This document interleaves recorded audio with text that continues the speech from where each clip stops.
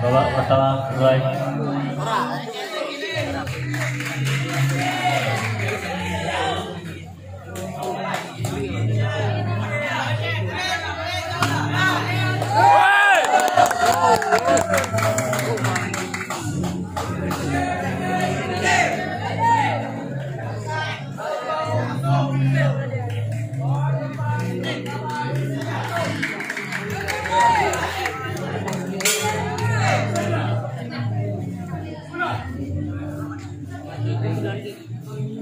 Untuk selanjutnya wasit juri tetap.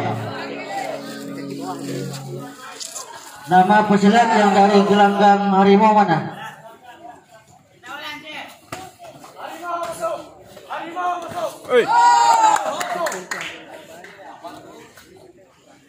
Babak kedua dimenangkan oleh pesilat Tajudin biru.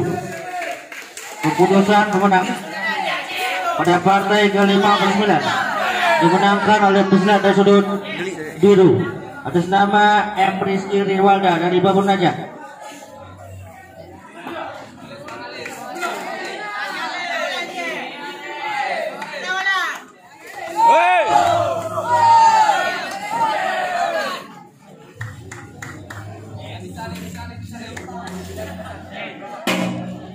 Babak pertama selesai.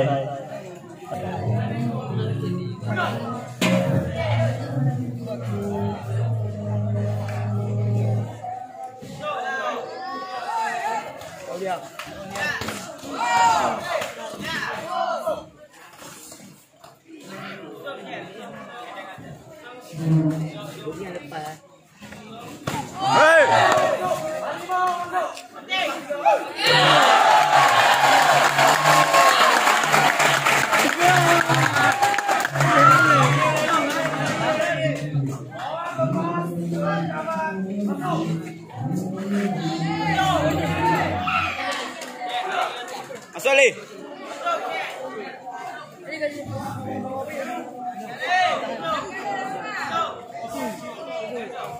Mumtazilan, Mumtazali.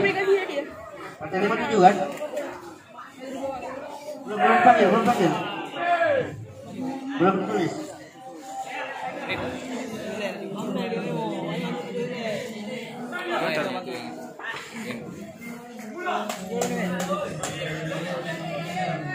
Mumtazalim Azhara